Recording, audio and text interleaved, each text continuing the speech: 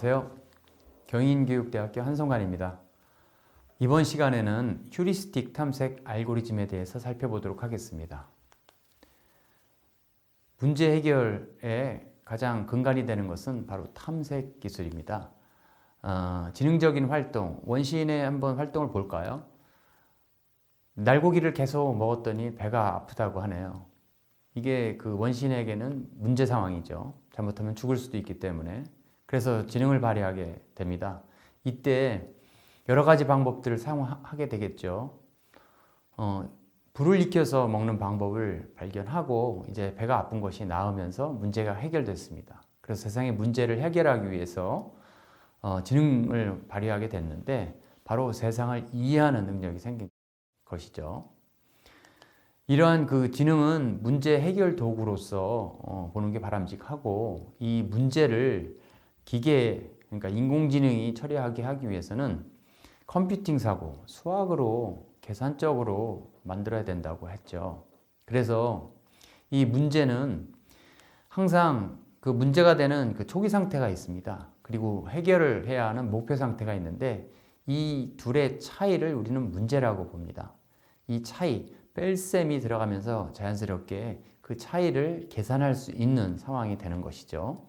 그래서 이 문제를 해결한다고 하는 것은 결국 문제에서 해결하는 그 과정을 거쳐가게 되는데 여기 그림에 보시면 초기 상태, 오늘 저녁 메뉴로 뭘 먹을까를 고민하는 사람이 있습니다. 이제 탐색 과정에서 다른 거는 고민 안 하겠죠. 음식 종류 중에 하나를 선택할 것입니다. 한식, 일식, 중식, 분식 여러 가지 중에서 지난번에 먹었던 것 중에서 맛있었던 거라든가 또는 가족들이 원하는 그런 메뉴들을 선택을 하면서 결정을 하고 음식을 하겠죠.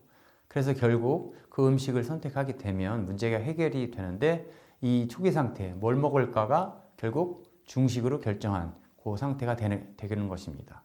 이것을 로봇으로 한번 옮겨서 실제 상자를 보기 좋게 한 켠에 이렇게 쌓는 로봇을 만든다고 할 때 초기 상태는 너저분하게 이렇게 상자가 이렇게 쌓여 있었는데 목표 상태는 한쪽 오른쪽 구석에 딱 일렬로 이렇게 쌓여 있는 상태가 됩니다. 처음에는 이 4개와 5개의 상자들이 흩어져 있는 것들을 이제 문제에서는 어떻게 하냐, 이동하고 옮기고 내리고 올리고 하는 그런 여러 가지 과정들이 있겠죠. 그 외에 다른 것들은 없을 것입니다. 로봇이 동작할 수 있는 것들. 그래서 이런 것들을 하나의 탐색 공간으로 두고 이걸 어떤 순서로 이렇게 해결하느냐를 가지고 우리는 문제 해결 과정이라고 볼 수가 있습니다. 그래서 초기에 그 고민이 되었던 것을 목표 상태랑 똑같이 옮겼을 때 이제 해결이 됐다고 보는데 이러한 그 해결의 과정은 탐색 공간, 아까 말씀드린 것처럼 음식의 메뉴를 이렇게 펼쳐놓으면 나름의 공간이 생기죠. 음식 메뉴에 대한 공간. 그 다음에 그 상자를 싸는 로봇의 경우에는 옮기는 거, 그 다음 드는 거, 잡는 거, 내려놓는 이런 공간에서의 경로 찾기 문제와 같습니다. 그래서 실생활에서 미로 찾기라든가 술래잡기에서 친구를 찾는다든가 또는 구글에서 검색을 한다든가 시험 문제에서 사지선답형 문항에서 문제를 찾는다든가 또는 인터넷 레시피에서 원하는 요리를 찾는다든가 이런 것들이 다 지능적인 행동이면서 문제 해결 과정이라고 볼 수가 있습니다. 자, 그렇다면 지능적인 그 탐색은 어떻게 하는 것일까요? 이걸 이해하기 위해서는 우리가 탐색하는 그 과정을 구조적으로 표현을 하면 컴퓨팅 사고로 처리할 수가 있는데요. 이걸 나름의 해결하려고 하는 그 과정 자체를 자료로 놓고 자료를 구조화시키는 방법을 쓰게 되면 됩니다. 이거는 컴퓨터 과학을 조금 관심 있게 보신 분이라면 자료 구조에서 선형 구조와 비선형 구조가 있습니다.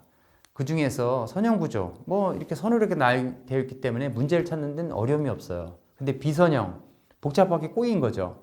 이렇게 트리 구조로 되어 있거나 그래프로 엉얽히고 설킨 이런 상태라면 뭔가를 찾기가 어려운 상태가 됩니다. 그래서 이걸 나름대로 균형이 잡히는 어떤 트리 구조라든가 나름대로의 어떤 그래프로 구성한 뒤에 거기에 맞는 그 값을 찾는 과정이 바로 이 탐색 과정이라고 볼 수가 있습니다. 자, 그러면 현실 문제를 한번 다시 볼까요? 파리에서 베를린으로 이동하려고 합니다. 여기 파리에서 베를린까지 이동할 때 한 가지 조건이 있습니다. 여기 거리가 빨리 가면 한 5시간 만에 갈 수 있는 거리인데 지금 6시간 안에 도착해서 베를린 도착해야 뭔가를 계약을 할 수 있다. 이런 상황이 된 겁니다. 그렇다면 여러분들은 파리에서 베를린을 갈 때 어떤 길을 찾아서 갈까요? 어떤 사람은 뭐 벨기에 둘러서 네덜란드 둘러서 뭐 베를린을 갈 수도 있겠죠. 뭐 여행하면서. 그 다음에 어떤 사람은 뮌헨을 둘렀다가 프랑크푸르트 둘렀다, 쾰른 둘렀다, 베를린. 그래서 독일 도시란 도시는 다 둘르면서 갈 수도 있습니다. 그렇지만 우린 지금 조건이 있죠. 문제 상황은 뭐냐면 6시간 내로 재빨리 가야 되는 이런 상황이기 때문에 아마 그런 여러 가지 둘르는 그런 탐색 공간을 갖다가 찾지는 않을 것입니다. 아마 대부분 룩셈부르크, 프랑크푸르트를 거쳐서 베를린으로 곧장 가는 이런 방법들을 선택을 하겠죠. 이게 바로 인간이 그 탐색을 하는 그런 방법들입니다. 이거를 해결하기 위해서는 컴퓨팅 사고를 활용하면 됩니다. 우선 일정한 패턴을 가진 격자 무늬로 이렇게 씌웁니다. 이 공간 자체가 굉장히 현실 세계에서는 무수히 많은 점으로 이루어진 공간이기 때문에 수학에서 우리 좌표 개념을 배웠죠. 이 수학적으로 처리하기 위해서 격자 패턴을 집어넣고 그 다음에 파리와 베를린을 이렇게 점으로 찍은 상태에서 밑에 그림을 제거하면 굉장히 단순해지죠. 이 단순해지는 걸 우리는 추상화라고 합니다. 추상화를 시키게 되면 이제 파리에서 베를린, P에서 B로 가는 그 경로를 쉽게 볼 수가 있습니다. 그래서 찾아가는 방법은 이제 여러 가지 방법이 있는데 기존의 소프트웨어적인 방법은 모든 경우의 수를 찾아서 가는 방법이 있고 대충 적당히 빠른 길로 찾아가는 방법이 있겠죠.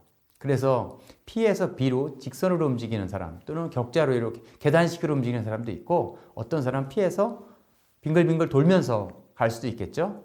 아니면 어떤 사람은 P에서 B로 가다 다시 P로 돌아와서 다시 가는 경우도 있어서 그 경우의 수는 무한대일 것입니다. 근데 우리 인간의 경우에는 아까 제약 조건 빨리 가야 되기 때문에 빨리 찾는 방법을 사용하겠죠. 그래서 아마 적당히 대충 찾아가는 그 방법을 알고리즘으로 선택하게 될 것입니다.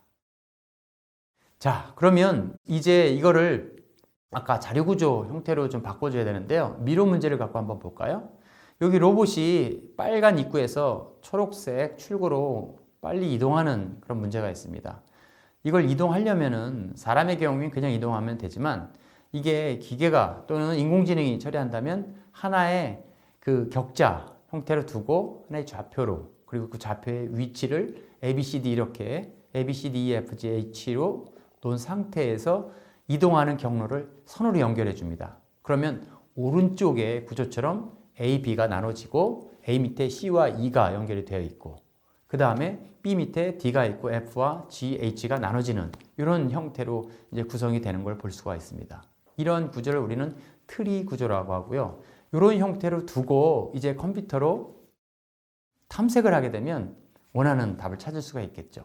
사람의 경우에는 눈으로 보고 움직일 수 있지만 컴퓨터는 눈이 달려있지 않기 때문에 이 좌표값 또는 저 A, B, C, D라는 변수를 이용해서 하나씩 하나씩 찾아가면서 초기 상태에서 목표 상태, 저 초록색 위치까지 가는 경로를 찾게 됩니다. 이런 것들을 좀 이해하기 위해서는 인공지능의 어떤 계산 복잡도를 좀 따져볼 필요가 있습니다. 컴퓨터의 성능, 알고리즘의 성능 또는 인공지능의 필요성을 찾아보기 위해서는 웹환원 문제가 있습니다. 순회 세일즈맨 문제라는 건데요. 아주 대표적으로 컴퓨터학에서 알고리즘의 복잡도를 측정하는 데 쓰이는 문제입니다. 그냥 간단하게 택배 기사님이 여러 집을 방문해서 물건을 배달할 때 어떻게 가면 가장 빠른 경로를 찾아서 갈 수 있을까에 관련된 문항이 바로 이 웹환원 문제입니다.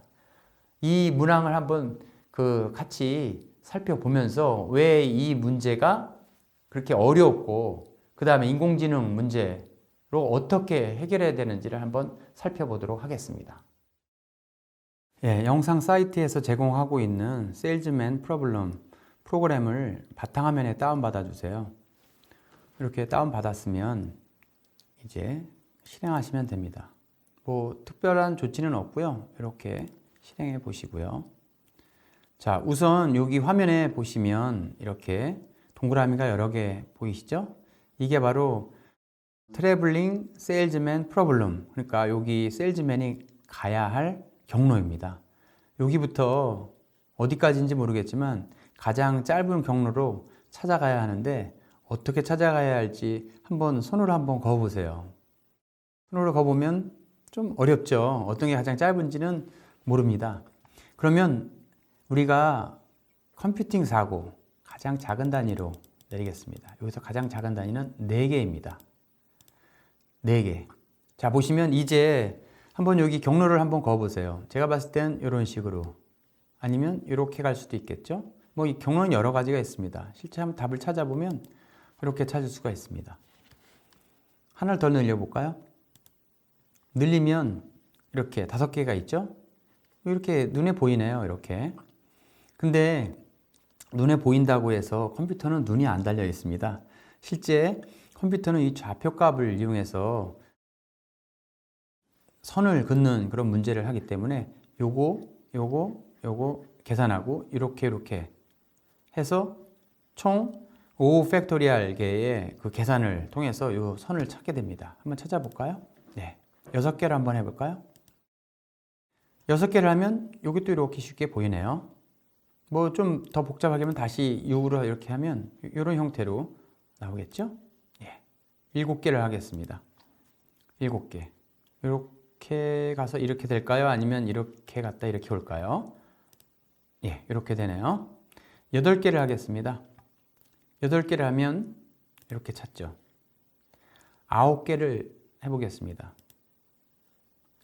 9개. 뭐 이런 형태가 나오겠네요. 9개. 10개 하겠습니다. 10개. 이런 형태일까요? 아니면 이렇게 가서 움직일까요? 예. 10개. 이런 형태네요. 11개를 해볼까요?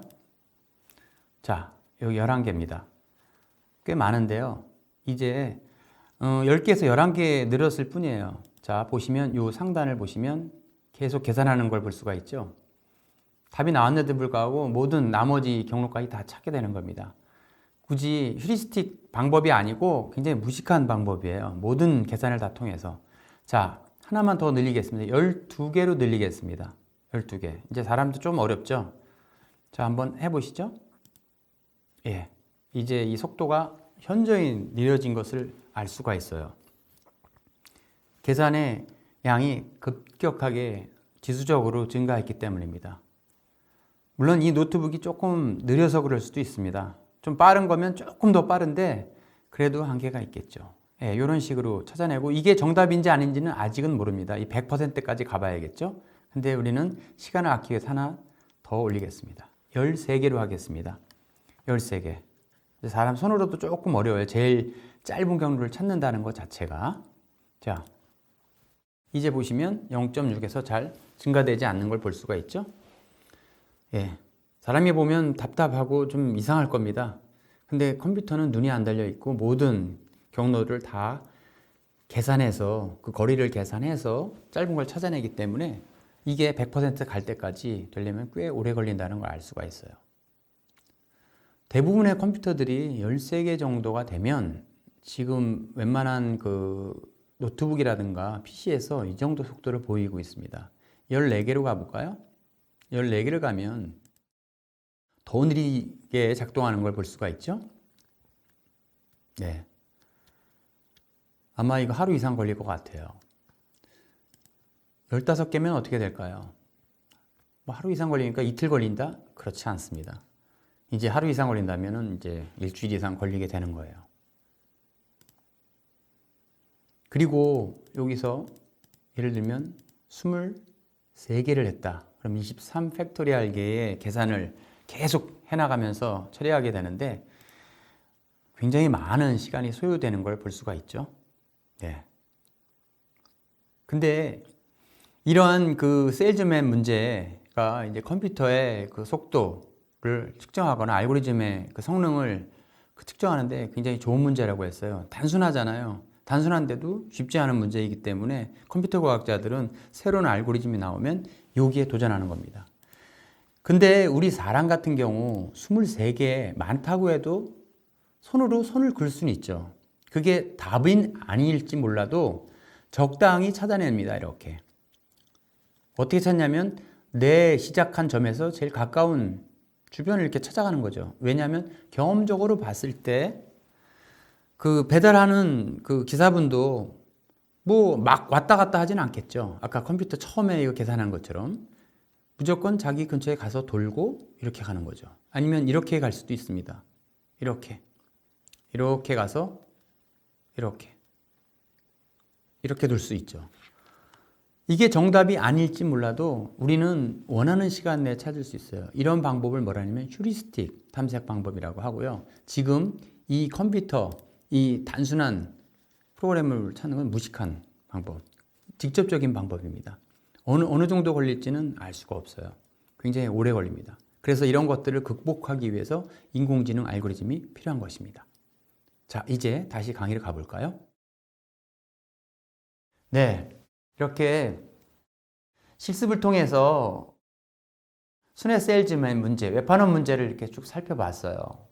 문제의 복잡도가 13개 정도 되니까 굉장히 복잡해지죠. 우리가 알고 있는 택배원의 택배 기사님의 이렇게 이동 경로, 하루에 50건씩 이동한다고 하는데 이 컴퓨터로는 13개의 그 경로만 있어도 굉장히 컴퓨터가 오래 걸리는 것을 알 수 있습니다. 20개 또는 30개가 되면 천문학적인 시간이 걸리게 돼요. 그래서 이 경로를 찾기 위해서 1년 또는 2년이 소요되는 이런 상황들이 발생하면서 일반 소프트웨어나 일반 컴퓨터 프로그래머로는 현실의 문제를 해결할 수 없는 상황이 됩니다. 이런 문제를 우리는 여기 오른쪽에 보면 빅 O 복잡도 문제라고 하는데요. 이 빅 O 복잡도 문제 중에서 바로 여기 빨간색과 왼쪽에 치우쳐져 있는 이 지수적 문제들이 바로 여기에 해당이 됩니다. 이런 문제를 해결하기 위해서 인공지능이 굉장히 적합하다는 것을 알 수가 있죠.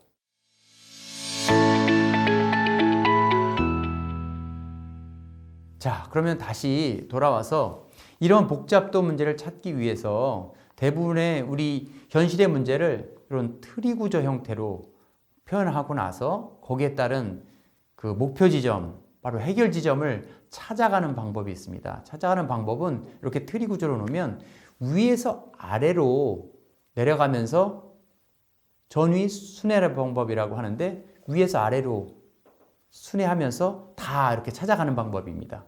그러면 여기에 어딘가 보물이 묻혀 있는 길, 아까 예시했던 파리에서 베를린으로 가는데 A가 파리가 되겠고 베를린이 어느 중간쯤에 있겠죠. 그래서 찾아가는 이 방법을 전위 순회는 A, B, D, H, I, E, J, K, C, F, L, G의 순서로 이렇게 찾아가게 됩니다.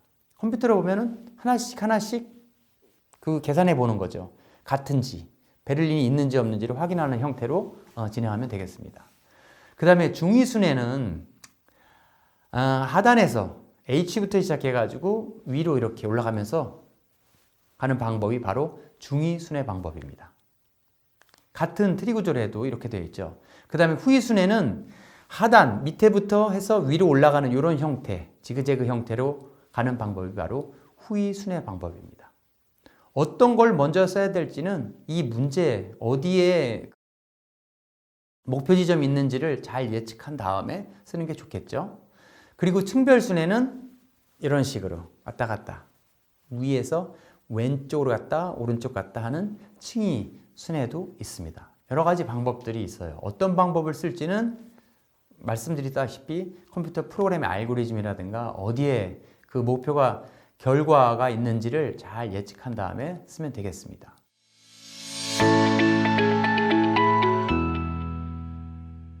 자, 그러면 인공지능에서는 어떤 방법을 주로 쓰냐? 깊이 우선 탐색 방법이라는 걸 먼저 씁니다. 깊이 우선 방법은 뭐냐면 트리 구조로 이렇게 그 찾아야 할 곳을 펼쳐놓은 상태에서 A, B, E 찾고 만약 끝에서 못 찾는다면 다시 위로 올라가서 A로 지점으로 처음으로 이걸 백트래킹이라고 합니다. 올라간 뒤에 C, F, I 역시 또 끝에서 없으면 다시 C로 올라갔다가 G로 내려갔다 다시 A로 올라가는 형태로 해서 전체적으로 이렇게 밑으로 내려갔다 올라가는 이 방법이 바로 깊이 우선 탐색 방법입니다. 깊이 우선 탐색 방법은 깊이 제한이라는 게 있습니다. 왜냐하면 이 트리의 구조가 지금 여기 보시는 거는 간단하게 3단 정도, 3, 4단 정도로 지금 제한이 됐는데 실제 현실의 문제는 저렇게 찾고자 하는 공간이 굉장히 넓기 때문에 밑으로 깊숙이 빠질 수가 있습니다. 그래서 우리가 어떤 물건을 찾을 때 내가 가다가 물건을 잊어버렸어요. 그렇다면 어떤 식으로 돌아가냐면 자기 원래 돌아왔던 그 경로를 되추적해서 찾아가잖아요. 되추적해 찾아갈 때 어제까지 갔던 길까지는 안 찾죠. 오늘 이동한 그 위치만 찾기 때문에 그 깊이를 제한 두면 찾을 때 효율적입니다. 그래서 여기서 보면 ACFI에서 되돌아가게끔 조정을 하는데 여기에 이제 깊이를 제한을 둔 겁니다. 그래서 1, 2, 3, 4단에서 멈추고 다시 되돌아간다. 그래서 이걸 백트래킹이라고 합니다. 이 백트래킹은 사람의 어떤 일을 처리하는데 굉장히 중요한 요소가 되는 겁니다. 깊이 우선의 장점은 만약에 왼쪽으로 이렇게 깊게 이렇게 찾아가는 방법을 써서 내려갈 때 깊게 있을 경우에는 빠르게 찾을 수가 있습니다. 밑으로 쭉 내려가면서 쉽게 찾을 수가 있죠. 근데 만약에 해결하고자 하는 답이 I에 있지 않고 H에 있을 경우에는 굉장히 오래 걸린다는 문제가 있어요. 밑에 A, B, E, I 내려와서 쭉 더 내려갔다가 다시 A로 돌아와서 C, F, J 또 내려갔다가 C, G 다시 내려갔다가 그리고 마지막에 H를 찾는 이런 장점이 있는 반면에 또 단점도 있습니다. 이렇게.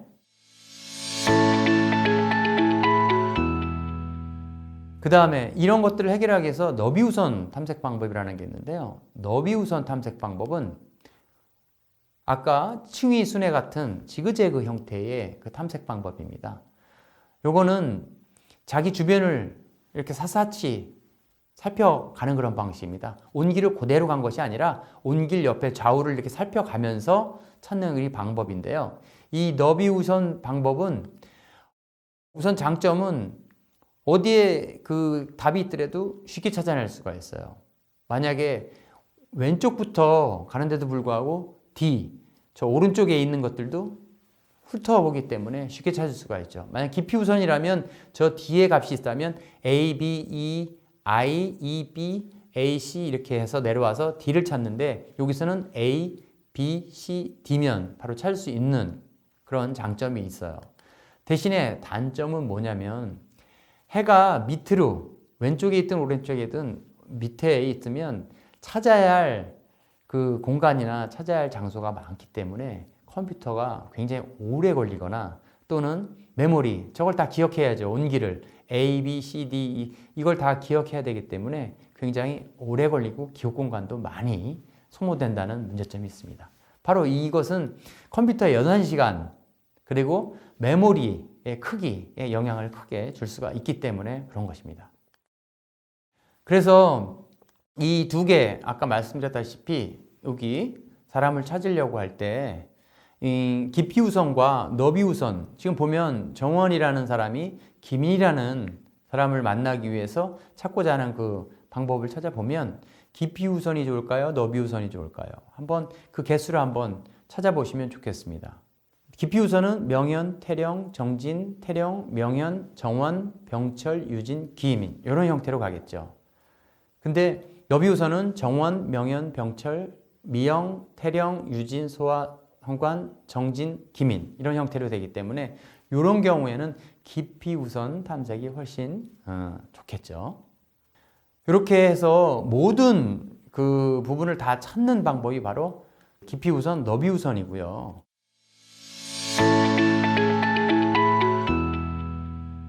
인간은 실제 저렇게 많은 공간들을 다 찾지는 않죠. 적당히 찾습니다. 왜냐하면 내가 주변에 있는 걸 경험적으로 봤을 때 여러분이 만약에 산을 올라갈 때 어느 쪽 길을 갈 것이냐, 계곡 쪽으로 가는 것보단 등성이로 이렇게 올라가는 게 빠르다는 걸 알 수 있어요. 왜냐하면 경험적으로 모든 길을 다 찾는 것이 아니라 높은 데를 딱 보고 나면 쉽게 찾을 수 있는 그런 방법들인데, 이런 경험을 통해서 탐색하는 방법이 바로 휴리스틱 탐색이라고 합니다. 휴리스틱은 일반적으로 인간이 가장 짧은 거리를 찾기 위해서 목적지를 향해 직진하죠. 여러분이 프랑스 파리에 여행을 갔어요. 그래서 거기 에펠타워를 가려고 합니다. 근데 처음이라서 길을 잘 몰라요. 그렇다면 어떻게 하냐면 그 높이 서여 있는 에펠탑을 보고 직진을 가려고 할 것입니다. 물론 이걸 뭐 즐기기 위해서 되돌아간다든가 뭐 지그재그로 갈 수도 있긴 하지만, 다리가 아프고 빨리 에펠탑을 가고 싶다면 그런 헛수고를 피하지 않고 직진을 가려고 하겠죠. 물론 가다가 장애물이나 고속도로 같은 것이 만나면 가장 짧은 거리를 우회해도로 이동하기도 하는데, 이러한 그 방법들이 바로 휴리스틱 알고리즘입니다. 인공지능이 문제를 해결하는 휴리스틱 방법에 대해서는 좀 이따가 휴리스틱 탐색 그 사이트를 이용해서 한번 실습을 해보도록 하겠습니다. 자, 그러면 이런 휴리스틱 탐색 방법이 기계에게 어려운 이유는 바로 인간과 같이 눈이 달리지 않았기 때문입니다. 사람은 눈이나 이 청각, 이 감각기관을 통해서 뭔가를 캐치하고 찾으려고 해요. 근데 컴퓨터는 눈도 안 달렸고 어떤 귀도 안 달려 있습니다. 그래서 이러한 그 인공지능의 상황이 돼보면 여러분들도 실제로 뭔가를 찾는다는 게 그리 쉽지 않다는 걸 알 수 있는데, 이때 감각 차단을 한번 해보시면 됩니다. 뭔가 길을 찾을 때 눈을 감고 또는 귀를 막고서 길을 찾는다고 하면 어렵죠. 여러분이 빈 방에서 문을 찾아갈 때 눈을 가리고 한 3바퀴 정도 돌린 다음에 찾으라고 하면 아마 똑바로 걸어가지 못할 것입니다. 손으로 더듬더듬 거리면서 어디에 부딪히지 않도록 최대한 짧은 길을 찾으려고 노력을 하겠죠. 이때 이런 시각 정보라든가 청각 정보를 차단하고 탐색을 해보면 인공지능 그 알고리즘이 왜 필요하고 왜 어렵고 그 다음에 휴리스틱 알고리즘이라는 게 어떤 것인지 금방 알 수가 있습니다. 자, 그러면 이제 이 A에서 D로 이동할 수 있는 경로를 한번 살펴볼까요? 이 로봇을 이용해서 A에서 D로 가려고 합니다. 몇 개나 될까요? 예, 실제는 A에서 뭐 가처럼 직진을 갈 수도 있고, 나처럼 이렇게 조금 돌 수도 있고, 다처럼 크게 돌 수도 있고, 아니면 새롭게 A에서 나로 갔다가 다로 갔다가 다시 A로 가서 갈 수 있기 때문에 그 이동하는 경로는 무한하겠죠. 그래서 실제 로봇이 이동할 때 가장 빠르게 가장 적은 횟수로 최소의 에너지를 이용해서 이용한다면 어떻게 해야 될지 한번 살펴보도록 하겠습니다. 자, 우선 이 공간을 좌표로 나타내기 위해서 격자로 그립니다. 일정한 패턴이고 이 공간을 자르기 때문에 분해가 되겠죠. 이 컴퓨팅 사고를 이용해서 이 이동하는 과정을 이렇게 단순화시켜 놓고 과정에서 이동했을 때 단계마다 평가를 하는 겁니다. 한 칸 이동할 때마다 1점씩을 주는 거고요. 보시면 A에서 D로 움직일 때 이동할 수 있는 경우의 수는 뭐냐면 A에서 오른쪽으로 움직이는 경우와 A에서 아래로 이동하는 경우 두 가지밖에 없습니다. 만약 로봇이 좌우로 못 움직이고 위아래로만 상하 좌우로만 움직일 수 있는 상황이라고 한다면 지금 A는 오른쪽과 아래쪽으로만 움직일 수 있죠. 그래서 쭉 내려가 보면 A에서 오른쪽으로 쭉 가게 되면 3칸이면 D로 갈 수 있죠. 그럼 3점으로 갈 수가 있고요. 만약 빨간색 하단을 갔다가 하단을 내려갔다 오른쪽으로 가고 다시 상단으로 올라가게 되면 총 9번을 이동하면서 9점이 됩니다. 그래서 평가함수를 봤을 때 제일 적게 사용한 3이 그 경로가 되겠죠. 그래서 이걸 찾는 방법을 우리는 휴리스틱 알고리즘이라고 하고요. 평가값이 A에서 쭉 움직여서 D로 갔을 때 평가값이 제로가 되겠죠. 왜냐하면 A에서 D까지 떨어진 거리가 처음엔 3이거나 9점이었는데 그 D 위치로 가게 되면 그 위치이기 때문에 제로가 됩니다. 그러면 평가값이 제로가 되면 도착한 것으로 간주하고 문제가 해결되었다 생각하고 인공지능은 그걸 결정할 수가 있는 것입니다. 이게 바로 인공지능 휴리스틱 탐색 방법이고요. 자, 그러면 이걸 트리 구조로 한번 바꿔보겠습니다. 이제 이 공간을 격자로 나누고 각 격자 안에 알파벳으로 채워놓겠습니다. 그러면 저런 4 곱하기 4 형태의 격자가 만들어지겠죠. 물론 이거를 8개로 쪼개셔도 되고 100개로 쪼개셔도 상관없습니다. 지금은 설명하기 쉽게 4개 정도로 쪼갰습니다. 그래서 지금 A에서 이동할 수 있는 상하좌우만이기 때문에 B와 2로 이동할 수 있죠. 자, B로 갔을 때는 B와 D의 거리는 2점이 되겠습니다. 만약 2로 가게 되면 F, G, H, D 해가지고 4점이 되겠죠. 그렇다면 굳이 이 로봇은, 이 인공지능은 4점, 평가 점수가 안 좋은 4점으로 갈 필요가 없습니다. 0이 될 때까지 가야 되기 때문에 2점으로 가겠죠. 그러니까 A에서 2로 가는 경로는 아예 제거해 버립니다. 지금 평가를 통해서 제거한 거죠. 그리고서 B로 이동합니다. 그럼 B에서는 어디로 이동할 수 있을까요? B에서 이동할 수 있는 경우의 수는 상하좌우이기 때문에 A와 C와 F로 이동할 수가 있습니다. 그러면 보시면 두 번째 그 트리 구조인데요. A에서 B로 이동했다면 B는 A와 C와 F로 갈 수 있죠. 그래서 A로 가게 되면 다시 되돌아간 거죠. 되돌아가면서 그 DY 거리가 3점이 됩니다. 그리고 C는 앞으로 이동하면서 DY 거리가 한 칸 남으면서 1점이 되겠죠. F는 내려가면서 DY 거리가 3점이 됩니다. 그러면 2점보다 커진 부분들은 삭제해버리고 C만 찾게 되는 겁니다. 그러면 A, B, C가 되겠죠. C는 이동할 수 있는 경우의 수가 뭐가 있냐? 여기 보시면 C에서는 B와 D와 G가 있죠. 그래서 여기서 이동하게 됩니다. 그리고 나서 C에서 B로 가게 된다면 2점으로 다시 평가 점수가 높아지죠. 그 다음에 C에서 G로 가면 또 역시 2점으로 높아집니다. D로 가면 목적지에 도달했기 때문에 0이 되는 거죠. 그러면서 자연스럽게 이제 탐색을 멈추고 A, B, C, D라는 그 경로로 이동하는 이런 방법들이 바로 휴리스틱 알고리즘입니다.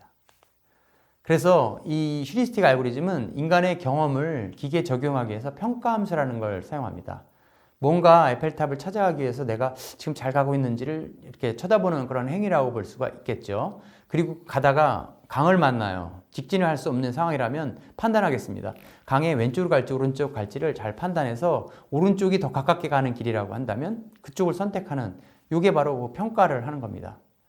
요런 방법을 이용해서 탐색 공간을 줄여가는 게 바로 휴리스틱 알고리즘이라고 할 수 있고요. 대표적인 것이 바로 언덕 오르기 알고리즘입니다. 언덕 오르기 알고리즘은 지금 여기 격자놀이가 있습니다. 여기 숫자 이렇게 이동해서 맞추는 거 아시죠? 지금 보면 막 엉클러 나가지고 그 숫자를 7, 8, 6, 2, 1, 5, 4, 3 이런 식으로 흩어놨어요. 목표 상태는 어떻게 되냐면 1, 2, 3, 4, 5, 6, 7, 8 이렇게 테두리로 순서대로 맞추는 겁니다. 그러려면 어떤 식으로 저 격자를 움직여야 되는지 인공지능이 한번 해볼까요? 자, 목표 값은 1, 2, 3, 4, 5, 6, 7, 8로 이렇게 움직이게 되죠. 그리고 지금 초기 상태 7, 8, 6, 2, 1, 5, 4, 3 이렇게 되어 있잖아요. 이러한 것들을 지금 같은 위치에 있는 걸 비교를 해봅니다. 비교를 하다 보면 자연스럽게 7, 6, 5, 4, 3이 같은 위치에 있는 걸 알 수가 있죠. 그래서 평가 함수가 5입니다. 총 8개가 맞아야 되기 때문에 5에서 8로 가는 그 경로를 찾으면 이 프로그램은, 이 인공지능은 목표 상태에 도달하고 문제를 해결했다 이렇게 보겠죠. 그러면 이 블록을 이용해서 숫자 맞히는 것을 한번 트리 구조로 한번 살펴보도록 하겠습니다.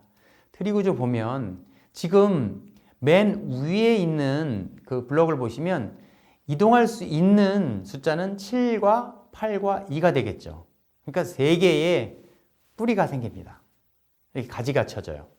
그래서 7이 움직일 수도 있고 2가 올라갈 수도 있고 8이 왼쪽으로 갈 수도 있습니다. 이렇게 이동을 하면서 선택을 합니다. 이동을 하면 자연스럽게 그 목표가 되는 8개의 값이 맞는 것들을 한 비교를 해줄 수가 있어요. 그래서 왼쪽으로 갔을 때 7이 이동하는 거죠. 7이 이동하게 되면 평가함수가 4가 됩니다. 그리고 8이 갔을 때는 평가함수가 6이 되겠죠. 그리고 2가 올라갈 때는 평가함수가 5가 됩니다. 그래서 초기 상태의 5인 것보다 더 증가한 6을 선택하게 됩니다. 그러면 밑에 평가함수 4와 5가 된 것은 삭제해 버리고요. 이 중에서 이제 6을 가지고 또 그 다음에 가지를 만듭니다. 이번에는 8번과 1번이 움직일 수가 있죠. 8번과 1번이 움직일 수 있기 때문에 두 개의 가지가 만들어지고 8번이 이제 오른쪽으로 이동하는 경우와 1이 올라가는 경우가 있죠. 자, 이렇게 되면 자연스럽게 8은 초기 상태처럼 다시 원래 자리로 돌아가고 평가함수가 5가 됩니다. 그리고 오른쪽에 1이 올라갔을 경우에는 그 목표값인 8점에 가까운 7점이 됩니다. 그래서 왼쪽에 있는 평가함수 5는 삭제하고 7번을 선택하게 됩니다. 그리고 거기에서 가지를 또 내리는데 1번과 2번과 3번이 이동할 수 있기 때문에 가지를 3개로 이렇게 내리게 됩니다. 내리면 이제 평가함수를 확인할 수 있겠죠. 그러면서 자연스럽게 2가 오른쪽으로 가는 방법, 그 다음에 3이 올라가는 방법, 그 다음에 1이 내려오는 이런 방법들이 있습니다. 그러면서 자연스럽게 2가 오른쪽으로 가는 가장 왼편의 그 블록을 평가를 해보면 실제 우리가 원하는 1, 2, 3, 4, 6, 7, 8 이렇게 순서대로 되어 있는 그 평가함수 8점을 보는 걸 알 수 있죠. 그래서 결국 이렇게 움직이는 경로를 찾음으로써 위에서 초기 상태에서 가운데 오른쪽 왼쪽으로 가는 이 경로를 선택함으로써 우리는 그 많은 시행착오 여러 번 왔다 갔다 하는 것들을 피하고 간단하게 4번 정도의 그 이동으로 목표 상태로 도달할 수 있는 것을 알 수가 있겠죠. 자, 근데 이걸 언덕 오르기 방법이라고 하는데 이 언덕 오르기 방법은 실제 진행했다가 더 숫자가 평가함수가 좋아지거나 원하는 목표 지점까지 못 가는 경우가 있습니다. 이럴 때는 백트래킹 기법을 사용해서 그 이전 값을 찾는 방법을 사용하는데요. 이걸 최고 우선 탐색 방법이라고 합니다. 이 최고 우선 탐색 방법은 이 평가함수에서 여기 예를 보신 것처럼 이 이동하는 그 다음 숫자에서 평가함수가 4보다 더 커진 건 없죠. 5, 6, 7이 된 건 하나도 없고 다 4, 3, 3. 그래서 기존이랑 똑같거나 더 낮아지는 이런 상황들이 발생하게 되는데 이럴 때 다 삭제하는 것이 아니라 이 중에 일부를 남겨서 다시 탐색하는 이런 방법들, 백트래킹을 통해서 위로 올라가서 다시 찾는 이런 방법들을 사용해서 언덕 오르기 알고리즘을 해결하는 이런 방법들이 있습니다.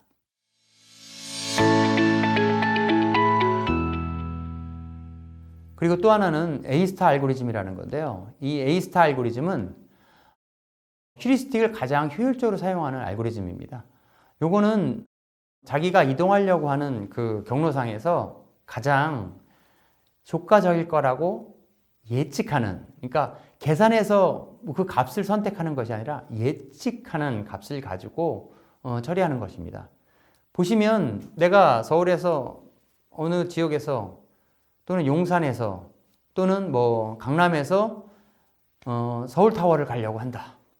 그러면 여러분들은 아마 그 서울타워를 보고 쭉 움직이겠죠. 그 이유는 그 경로 중에서 제일 짧기 때문에 그럴 것입니다. 그래서 A에서 G까지 가려고 하는 그 목적지에서 그 각각의 거리를 측정을 합니다. 그리고 그 이동하는 경로, 내가 이동했을 때의 거리와 남은 거리는 알 수가 없죠. 왜냐하면 앞에 어떤 상황이 벌어질지 모르니까. 그래서 예측하는 값을 가지고 이동해 나가는 겁니다. 그리고 그 가운데서 이동을 하면 간 거리와 남은 거리를 예측한 남은 거리를 합해서 가장 짧은 거리를 지속적으로 선택해서 움직이는 방법을 사용하는 게 바로 A-스타 알고리즘입니다. 여기 보시면 A에서 G로 가려고 할 때 가장 짧게 생각하는 것이 B나 D보다는 C가 되겠죠. 이동 경로가 8이 되겠고 C에서 G가 가깝다고 판단이 되는 겁니다. 왜냐하면 B로 가서 7 이동하고 B에서 G로 가는 건 이가 있는지 모르겠지만 그 상당히 거리가 멀다고 판단이 된 거죠. D도 역시 마찬가지입니다. 그래서 이동할 때마다 이렇게 하나씩 하나씩 자기가 이동한 거리와 남은 거리를 예측하면서 계산해 나가는 방식이 바로 A-스타 알고리즘이라고 볼 수가 있고요. 여기에서 보시면 여기서 A에서 C로 가고 그 다음에 F 대신에 E로 가게 됩니다. 왜냐면 14보다는 10이 짧기 때문에 그렇겠죠. 그리고 E에서 이제 B로 가지 않고 그 다음엔 4인 G로 가겠죠. 그래서 완전 직선거리가 아닌 A, C, E, G라는 그 방법으로 가는 게 바로 이 A-스타 알고리즘입니다. 이런 알고리즘은 실제 내비게이션이나 택배 배송, 항공기 경로 찾기, 로봇 청소기 이동이라든가 DNA 분석에서 뭐 암세포를 찾는다든가 하는 그런 문제에 사용이 되겠고요. 실제 A-스타 알고리즘으로 구동되는 그 방법들을 같이 한번 살펴보도록 하겠습니다. 여기 사이트에 다 접속을 한번 해주시고 직접 한번 보시면 되는데 오른쪽에 이렇게 메뉴가 있잖아요. 이 메뉴에 선택해서 실행해 보시면 됩니다. 제가 한번 보여드릴게요. 웹브라우저를 여시고 이 다음 주소를 이렇게 입력해 보세요.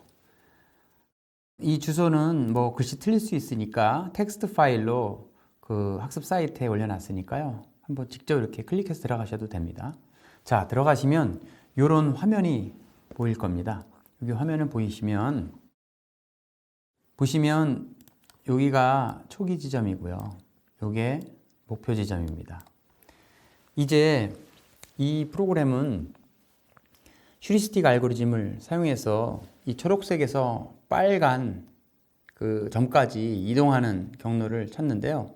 우리가 일반적으로 이동한다, 가장 빠르게 이동한다. 그러면 어떻게 이동할까요? 네, 당연히 직선으로 이동하겠죠. 이렇게 직선을 이동해요. 근데 여러분에게 이런 거를 해봤어요. 여기 세워놓고 감각 차단, 눈을 가렸어요. 그리고 5바퀴 돌렸습니다.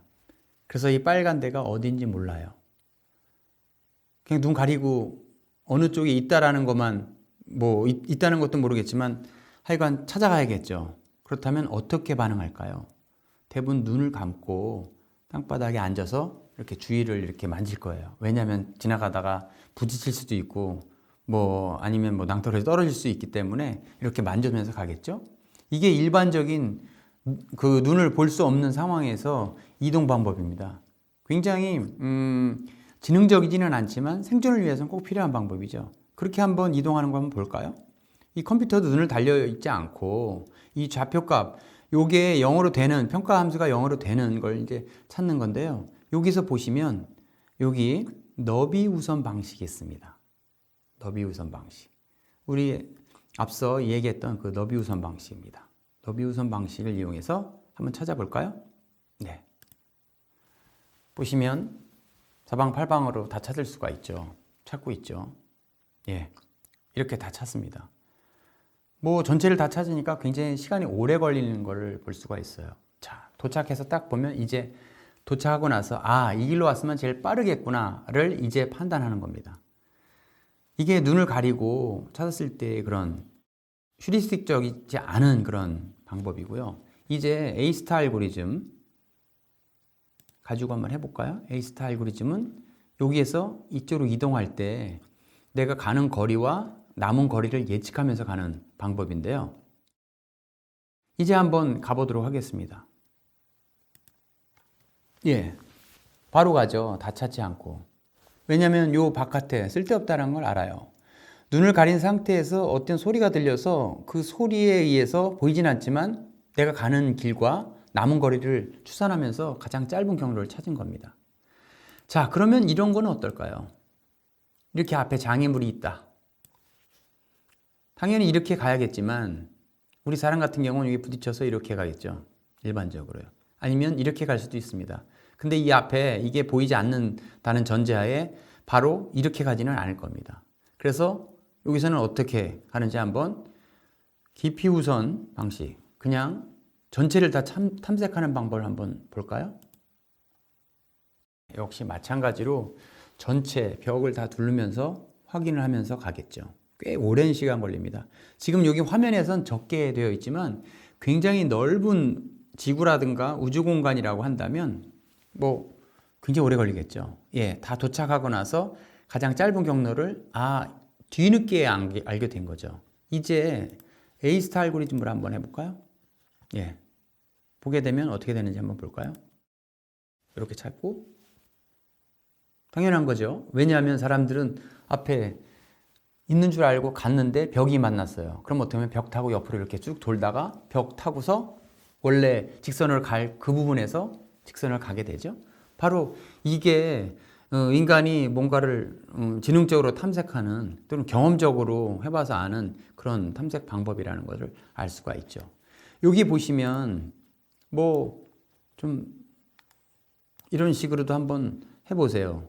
해보시고 한쪽 방향으로 돌지 말고 이쪽에서도 출발하고 이쪽 출발해서 가운데서 만나자 하는 이런 방법도 쓸 수가 있습니다.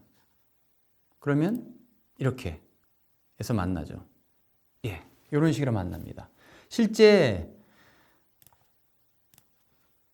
이 기피우선의 경우도 보면 실제 양쪽으로 다 훑으면서 나오기 때문에 굉장히 오랜 시간이 걸려요. 만날 때까지. 예, 여기까지 만나서. 양쪽으로 오니까 아까보다는 빨라졌는데 이런 식으로 필요 없는 부분을 다 탐색을 하면서 이렇게 오게 되죠. 여기에서 아까 트리 구조에서 필요 없는 부분을 가지친 것이 바로 요 휴리스틱, A스타 알고리즘이라든가 이런 것들이에요.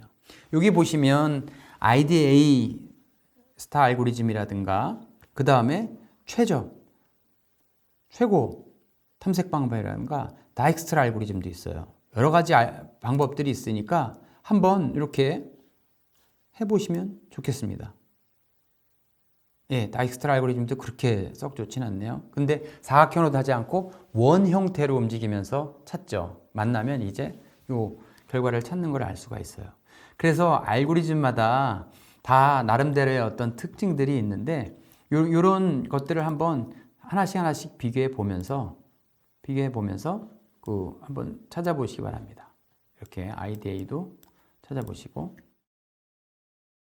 네, 이렇게 그 시뮬레이션 자료를 살펴봤는데요.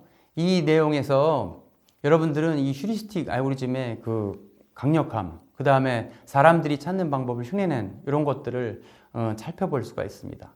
그래서 인간의 지능이라는 게 이 휴리스틱 경험에 의해서 뭔가를 문제를 해결하고 한다는 그것을 좀 잘 이해하시면 되겠습니다. 오늘은 이것으로 마치도록 하겠습니다. 감사합니다.